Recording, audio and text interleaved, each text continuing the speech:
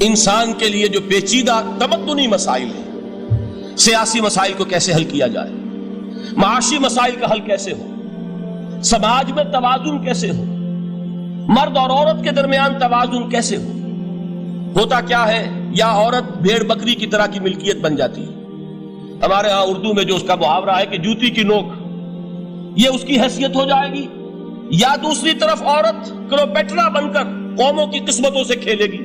دنیا میں یہ دو انتہائیں ہوئی، کہاں نقطہ عدل کہاں ہے، کیسے بیلنس جو ہے اسٹرائک کیا جائے، مردوں کے حقوق اور فرائض اور خواتین کے حقوق اور فرائض، اس میں صحیح ترین ایکویشن ہے کیا؟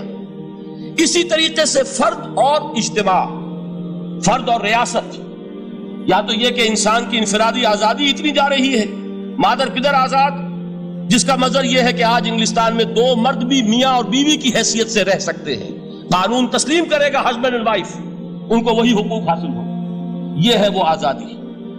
اور یا پھر یہ ہے کہ جو روس میں ہے یا دوسرے ممالک میں ہے کہ آزادی بالکل ختم، اور معلوم ہوا کہ ایک ٹوٹلیٹیرین سوسائٹی، مستبدانہ نظام، ان کے درمیان نقطہ عدل کہاں ہے؟ اسی طرح سرمایہ اور محنت، اگر ذرا سا سرمایہ کو چھوٹ ملتی ہے، وہ مزدور کا خون چوستا ہے اور اس کا حق اس کو نہیں دیتا۔ اقبال نے بہت خوبصورت انداز میں کہا ہے کہ خواجہ از خون رگے مزدور سازد لال ناب، از جفائے دہ خدایاں کشت دہ کا نا خراب، انقلاب انقلاب انقلاب۔ ایک طرف سرمایہ دار ہے جو مزدور کی رگوں میں سے خون نچوڑ کر سرخ شراب کا پیمانہ لے کر بیٹھا ہوا ہے، وہ در حقیقت مزدور کا خون ہے جو پی رہا ہے۔ ایک طرف وہ زمیندار اور جاگیردار ہے جو کاشتکار کا خون جو ہے چوس رہا ہے۔ تو یہ انتہا ہے، اور یا یہ ہے کہ اگر ذرا آپ مزدور کو یا اس کارکن کو تھوڑا تحفظ دیجئے تو وہ کام نہیں کرتا۔ ہمارے ہاں پچھلے دور میں یہی ہوا تھا۔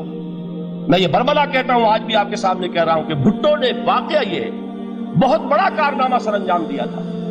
اس نے مزدور کو ایک سیلف ریسپیکٹ دی تھی، کاشتکار کو اپنی عزت کا احساس دیا تھا کہ میں بھی انسان ہوں، میرے بھی حقوق تھے، لیکن نتیجہ اس کا نیگیٹو نکلا۔ مزدور نے کام کرنا چھوڑ دیا، معیشت کی گاڑی ختم ہو گئی۔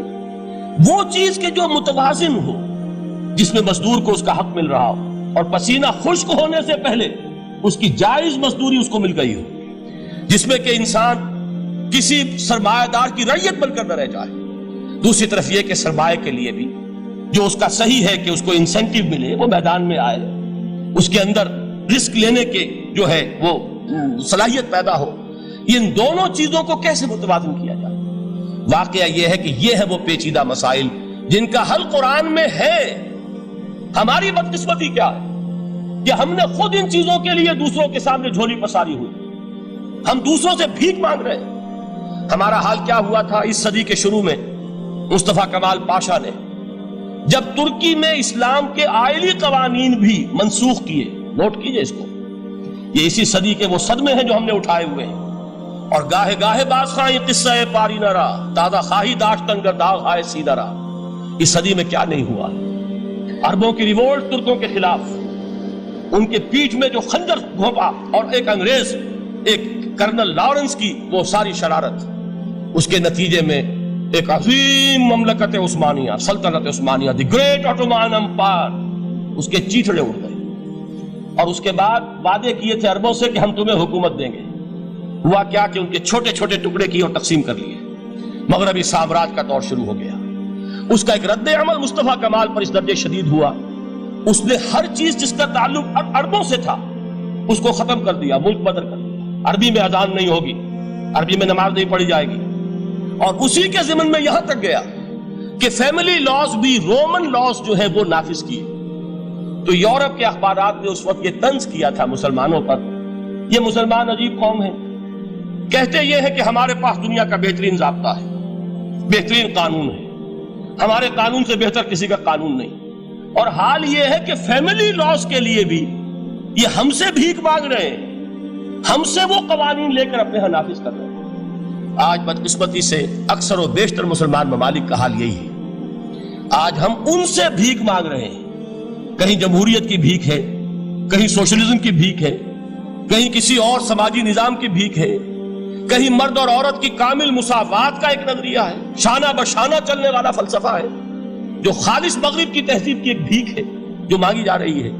کاش کہ آج قرآن کے اس اصل اعجاز کی طرف، جو اس کا اصل معجزہ اس دور کے لیے، میں نے عرض کیا کہ اعجاز قرآنی کا وہ معجزہ کہ وہ فصاحت اور بلاغت کی معراج ہے، وہ یا تو اپریشیٹ کر سکتے اہل عرب، اور اہل عرب میں سے بھی حقیقت میں وہ جو قدیم جاہلی شاعری کے جاننے والے ہیں جو بہت کم رہ گئے اب، وہ جان سکتے ہیں کہ جب قرآن نازل ہوا تو کیوں زبانیں گنگ ہو گئی تھیں، کیوں کوئی ایک شخص جھوٹ موٹ کو بھی مدعی بن کر نہیں آ سکا کہ یہ میں نے قرآن کی جیسی ایک کتاب یا قرآن جیسی ایک سورت یا قرآن کی طرح کے چند جملے میں نے موضوع کر دیے ہیں۔ لیکن دوسرا پہلو ہے فکر اور فلسفہ، اس کے اعتبار سے جس کا سب سے بڑا ثبوت اس دور میں علامہ اقبال ہے۔ اور تیسرا پہلو ہے Islamic social sciences, political science, economics, sociology.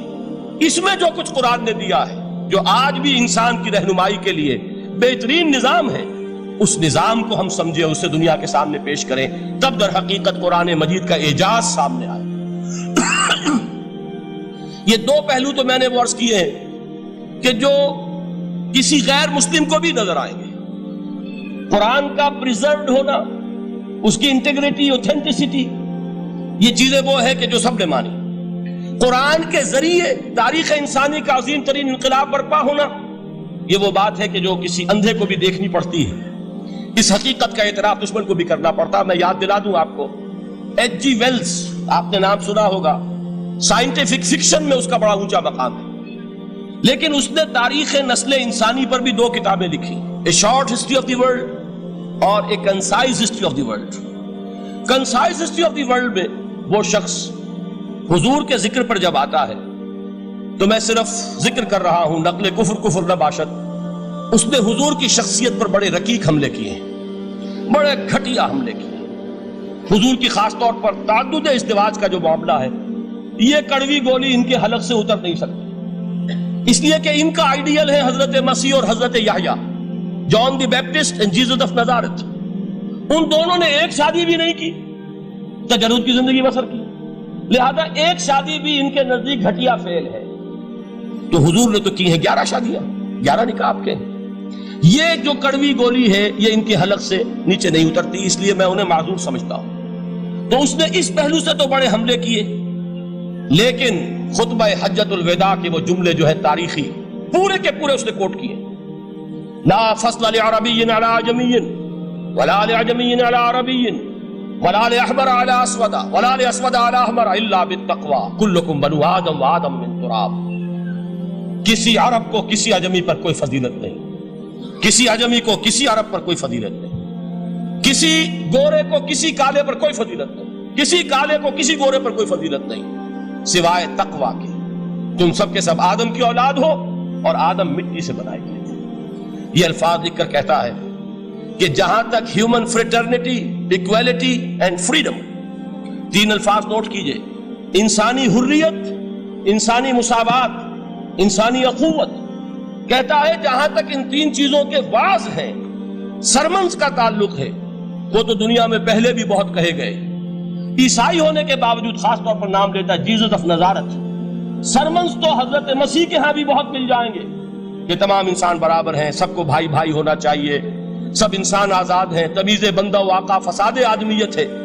لیکن وہ کہتا ہے کہ یہ ماننا پڑتا ہے تاریخ انسانی میں پہلی مرتبہ ان اصولوں پر ایک انسانی معاشرہ قائم کیا محمد نے صلی اللہ علیہ وسلم۔ یعنی حضور کے ساتھ یہ معاملہ ایمپٹی سلوگنز کا نہیں، یہ صرف واز نہیں ہے، یہ صرف سرمنز نہیں ہیں، یہ ایمپٹی سلوگنز نہیں ہیں۔ He translated these things into actuality، ایک حقیقت، ایک واقعے کی شکل دی ہے محمد نے صلی اللہ علیہ وسلم۔ وہ معاشرہ پیدا کیا جس میں انسانی اخوت، انسانی مساوات اور انسانی حریت، یہ تینوں اقدار و تمام و کمال موجود تھی۔